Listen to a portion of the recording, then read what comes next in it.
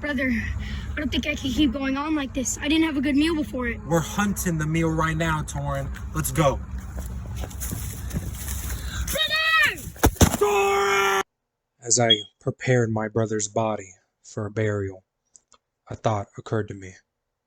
In the darkness, my brother died of bad nutrition. Maybe good nutrition could save him. And as such, I started to begin my research into a good diet.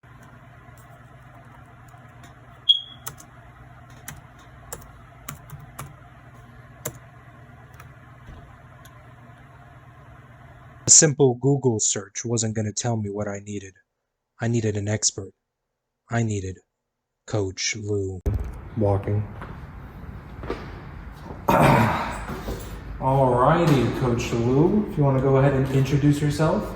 All right, I'm Coach Lou, owner of a gym called The Lab by Why Not Be Great, personal trainer and bodybuilder. Alrighty, how long have you been doing this? I've been personal training 6 years now. 6 years as of September 12th this year. Nice, and then how long have you been bodybuilding? Seriously bodybuilding, I would say 4 years. So since I turned about 32 is when I started taking it serious. I started working out at 28, moderately understanding what I was doing, dove into the science of it, got better as the years went on, but took it to the next step by hiring a bodybuilding coach. So right. That's what I would say seriously at 32. Alrighty. And do you often get a lot of clients coming in to lose or gain weight? More likely lose weight. More people feel like that's the harder side of it. The people who want to gain weight, ironically enough, believe that it's impossible to do. Okay. Right. So if I meet them, I can tell them that it's definitely feasible. Right. But more people who are concerned with losing than they are gaining. Right. Okay. And why would you say that people think that it's harder to gain weight? Funny enough, they're going to tell you all the time they've tried everything. Right. And then when you get into the science, they tried everything but the scientific of it. So what's your height? How many calories do you burn a day naturally? Or at rest is what we like to say. And then you dive into what is it that they eat, how often do they eat it, so on and so forth. No one understands naturally without Googling, I guess you would say, the surplus situation of it. So eating more calories than your body burns will allow you to gain weight. It's just that simple. Okay. And then, so what type of diet do you normally just give them? For people that want to gain weight, I tell them to increase the amount of calories naturally, but you want to do it, depends, right? So it gets a little tricky. I prefer people eat the most food they can clean. And what clean means without consuming enormous amounts of bad sugars, fast food, fried food, so on and so forth. So you just want to increase their natural protein, increase the amount of meat you take in, try to keep it as clean as possible, not fried foods. White meat naturally, and fish, I guess you would say, is better for you because it's fast-acting protein. Or, and rather, the carbohydrates. And so that is where you get into the tricky part, because people think carbs are bad for you and they're not. White rice, brown rice, jasmine rice, potatoes, sweet potatoes, white potatoes, red skin potatoes, perfectly fine.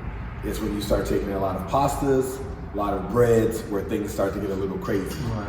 So to keep it simple for everybody without having to Google it or break it down into layman's terms, for lack of better words, if it takes a process to make it, your body has to reverse engineer that process to break it down, right?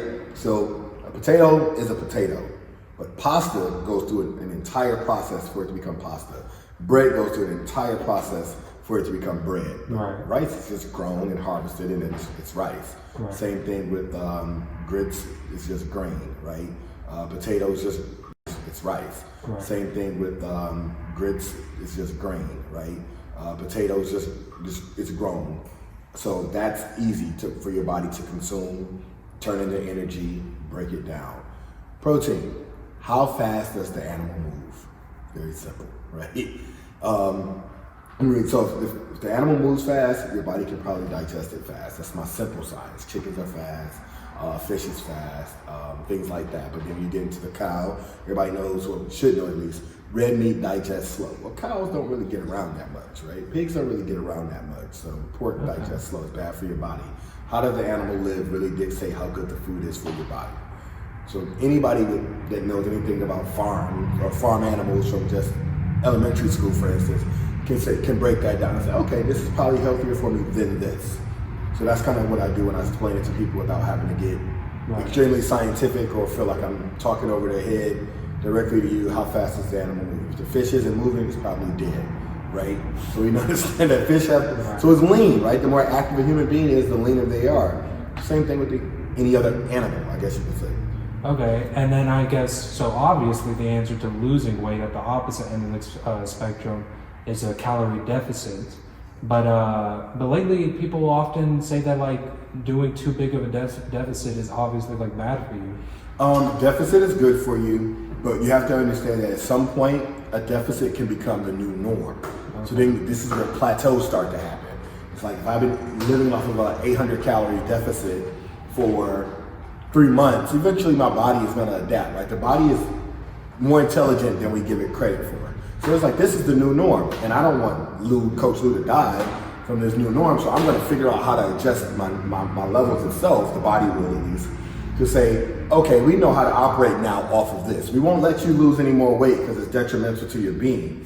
So then you have to figure out how to trick it, which is why you don't want to live in a deficit for too long. This is where the theory of cheat meals comes into play, right? Okay. So that's where, especially in bodybuilding, you've been in a deficit for so long, how do you spike the level so that your body's like, okay, we know what to do here. You confuse it by, let's eat a cheeseburger today, just today, not the entire day, not for the weekend, so on and so forth. Let's just have a cheat meal to spike the levels, and the body's like, oh, it's restarting the metabolism, because we have to figure out how to turn this bad food into energy, and that's where metabolism starts to kick up. So deficits are good. Long-term deficits can become bad, and if it's so long, then your body will just say, we're not going to burn any more calories, and we're just going to store food, which then turns into body fat, and it gets a lot trickier. Unfortunately, my brother Torrin died in our annual hunt. He complained of not eating a good enough meal, that his body felt malnourished. What do I do to get him back? He's dead, so. Surely Lazarus, Jesus might bring him back like he did Lazarus. Surely there's something. If a bad diet killed him, then a good diet would revive him. Would have kept him alive. A good diet, so he needs to have stored food, right? So typically what you like to do is you want to carb up, is what we like to say, prior to going on a hunt, a long hike, anything that's going to be strenuous to the body. So what you are going to force your body to do is to pull from the reserves, right? Stored glycogen, body fat, whatever you like to call it. He could have eaten prior to that any carb that he feels good eating, right? Because that's the hard part. It's hard to eat food that you just don't want to eat. That's force feeding yourself, and that's not fun either. Mentally, it's not fun to eat. So let's say, for instance, he likes hash browns. Probably not the best type of way to eat a potato because it's fried. However, he's going on a long hike, so it probably wouldn't hurt him. In that instance, you wouldn't want to eat hash browns and then sit still all day. But if you're going to go hunting and be without food for a while, you store yourself with potatoes, rice, oatmeal, grits. I say grits a lot because grits are pretty much fat-free, so that's a plus. And it's fast-acting because once you get in the body and you start doing activity, your heart rate starts to increase. So now your body starts to pull. It's active, it's metabolizing that food, so it's safe for you to have it in the body. So I would probably suggest that he would either eat a handful of nuts, trail mix, those are fast-acting healthy fats as well, or any type of carbohydrate that's not processed. So fries? It didn't take a process to make. I would probably stay away from, well, fries, if you're gonna eat fries, that's fine, right? You don't wanna eat fries with a bunch of ketchup, barbecue sauce, things like that, because it has a lot of sugar in it. Fries are probably gonna be okay, not the healthiest, by all means. I wanna make sure we say that. But versus nothing, or not having enough food, like Torrin's situation, then fries are probably gonna be better than nothing. Okay. Best, baked potato. Honestly, probably the best route to go. Sweet potato, because it has natural sugars in it, so that's gonna keep him moving, it's gonna give him the energy to continue to go on that hunt. But I've always suggested rice. Rice is my favorite. It's inexpensive. It is fast acting, it doesn't stay on your body long. So when you need energy, it's already stored in you. You can actually pull from that reserve a lot faster. It doesn't take a gigantic chemical process for your body to reverse engineer it. Rice is a really good go-to. Okay. I think I might do that then. Rice is actually really good. Right? Hopefully it'll save his life. It's my go-to. It would, if he consumes it probably 2 hours prior to the hunt, to give him enough energy necessary. There's also different ways to go about that though. There's fruits that would help. Okay. Right? So one of my tricks when I first started working out, I wouldn't even say bodybuilding at that point, was eating a banana. Very high in sugar, don't get me wrong, but it's fast acting. So they used to say, scientifically speaking, a normal sized banana could give a human being 40 to 45 minutes of energy because it's like 20 grams of sugar in there. But it's fast acting, so, and it's natural sugar, so your body should be able to consume it and put it to use as long as you are active. So going on a hunt, you are active, so that's a good side. Now, I wouldn't just eat a banana and sit still at my desk all day, so don't do that. And so, thanks to Coach Lou, we discovered our saving grace, the potato. And so I grabbed my brother Arik, I grabbed a potato, and we set off to revive our fallen brother.